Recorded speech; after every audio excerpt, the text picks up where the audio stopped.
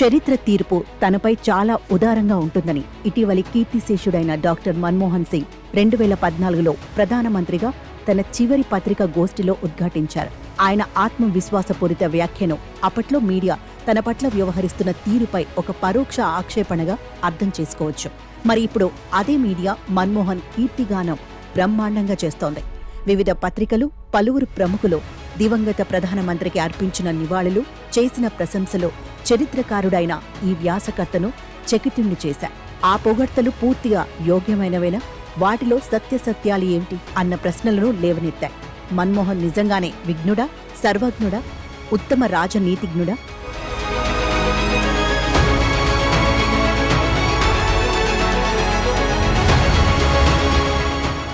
మన్మోహన్ సింగ్ తన సుదీర్ఘ జీవితాన్ని ఒక విద్యాజ్ఞుడిగా, ప్రభుత్వంలో ఒక ఆర్థికవేత్తగా, ఒక రాజకీయవేత్తగా గడిపారు.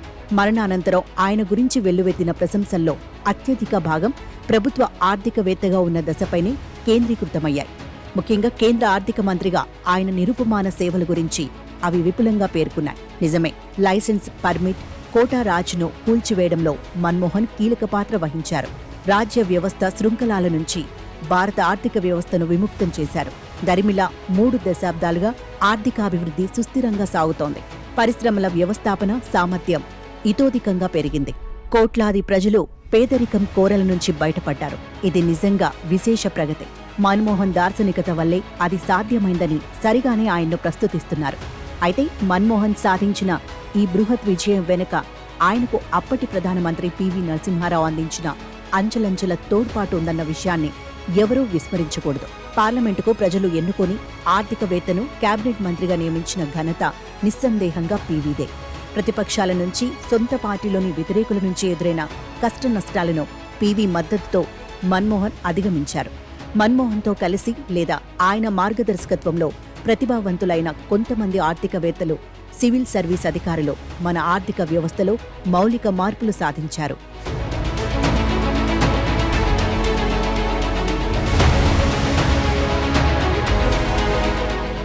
మన్మోహన్ సింగ్ యాదృచ్ఛికంగా ఆర్థిక మంత్రి అయ్యారు.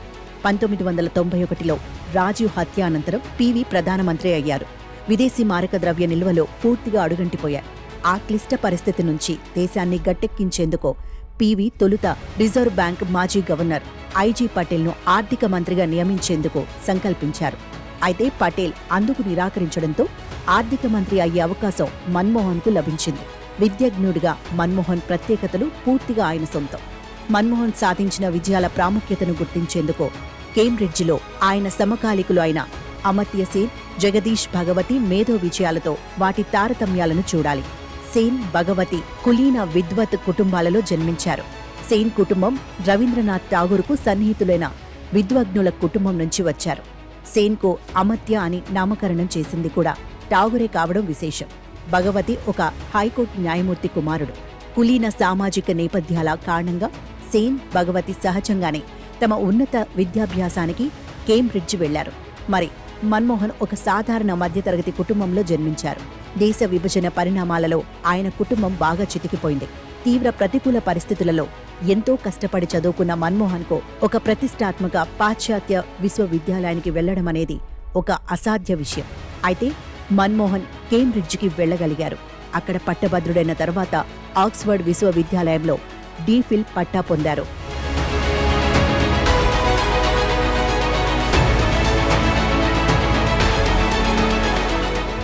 2009 తొలినాళ్లలో నేను ఒక నెల రోజుల పాటు న్యూఢిల్లీలో ఉన్నాను.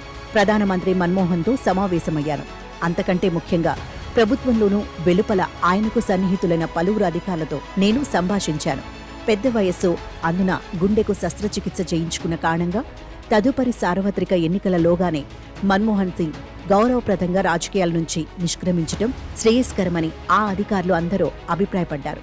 ప్రధానమంత్రి పదవిలో కొనసాగదలుచుకుంటే లోక్సభకు పోటీ చేసి గెలిస్తే ఆయన విశ్వసనీయత మరింతగా పెరుగుతుందని మన్మోహన్ అభిమాని ఒకరు పేర్కొన్నారు.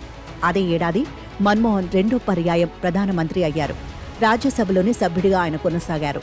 మొదటి పర్యాయం ప్రధానిగా ఉన్నప్పుడే ఆయన తన పార్టీ అధినేత్రి పట్ల మితిమీరిన రీతిలో వినయ విధేయతలు చూపుతున్నారని నిశిత పరిశీలకులు గమనించారు. రెండోసారి ప్రధానమంత్రి అయిన తర్వాత ఆ విధేయత మరింతగా పెరిగింది. అది ఆయన నిర్వహిస్తున్న అత్యున్నత పదవి గౌరవానికి తగని విధంగా ఉండేది. ఇదిలా ఉండగా మన్మోహన్ ప్రభుత్వంపై అవినీతి ఆరోపణలు తీవ్రమయ్యాయి.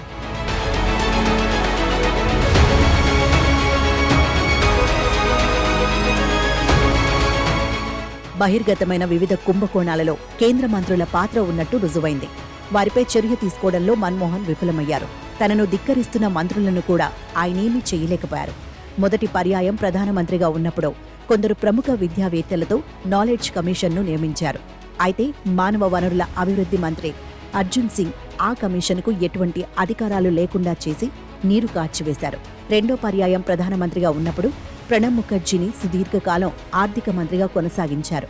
ప్రణబ్ హయాంలో అంతర్జాతీయ మార్కెట్లలో భారత్ ప్రాభవం క్షీణించిపోయింది. ఆర్థిక సంస్కరణల అనంతర కాలంలో మొట్టమొదటి అధ్వాన్న ఆర్థిక మంత్రి అన్న అప్రతిష్టను ప్రణబ్ మూటకట్టుకున్నారు.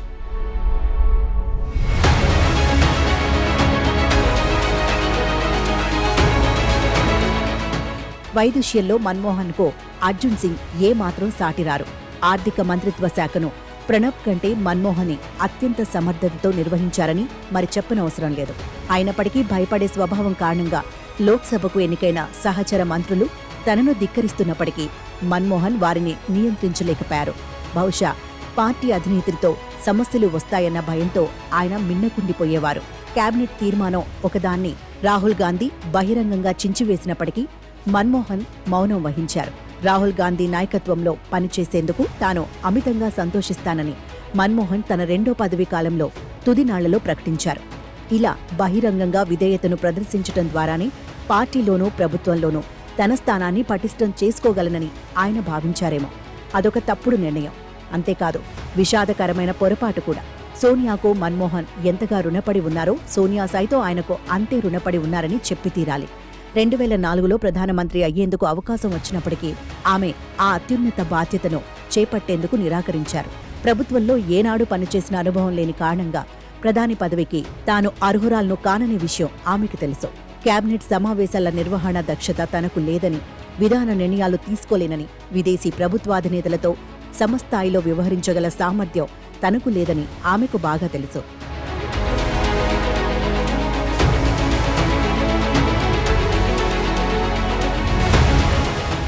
ప్రధానమంత్రి పదవీ బాధ్యతలు చేపట్టడం ద్వారా ఎటువంటి ఇబ్బందులకు లోనవ్వకుండా సోనియాను మన్మోహన్ రక్షించారు. అయితే 2009లో యూపీఏ తిరిగి అధికారంలోకి వచ్చిన తర్వాత అర్హతలు ఏమాత్రం లేని తన తనయుణ్ణి భావి ప్రధానమంత్రిగా చేసేందుకు సోనియా చేయవలసినవి సంపూర్ణంగా చేశారు. స్వతంత్ర భారతదేశ చరిత్రలో అత్యంత అనుభవజ్ఞుడైన ప్రభుత్వాధికారి కావడంతో పాటు ప్రధానమంత్రి పదవిలో ఉన్న మన్మోహన్ సింగ్, రాహుల్ విషయంలో సోనియాకు బాసటగా నిలబడ్డారు. ప్రధానమంత్రి అయి ఉండి కూడా తన అధికారాలను నిర్ణయాత్మకంగా ఉపయోగించలేకపోవడంలో తన నిస్సహాయత్వాన్ని ఆయన బహిరంగంగా కనబరిచారు.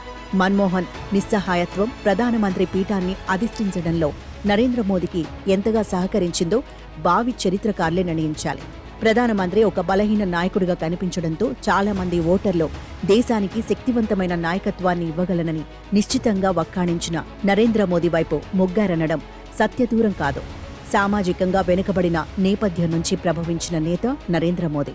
నెహ్రూ, గాంధీ కుటుంబానికి ప్రథమ ప్రాధాన్యమిచ్చే పార్టీగా కాంగ్రెస్ను ప్రజలు భావించారు. ఈ అంశాలు నరేంద్ర మోదీ ఉత్థానానికి విశేషంగా దోహదం చేశాయి.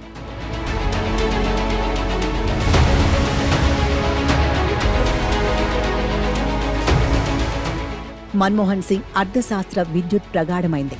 ఆర్థిక సంస్కర్తగా ఆయన సాఫల్యాలు గణనీయమైనవి, కలకాలం నిలిచేవి అనడంలో సందేహం లేదు. అయితే ప్రధానమంత్రిగా ఆయన పాలనా విజయాలు, రాజకీయ వారసత్వం అనిశ్చితమైంది.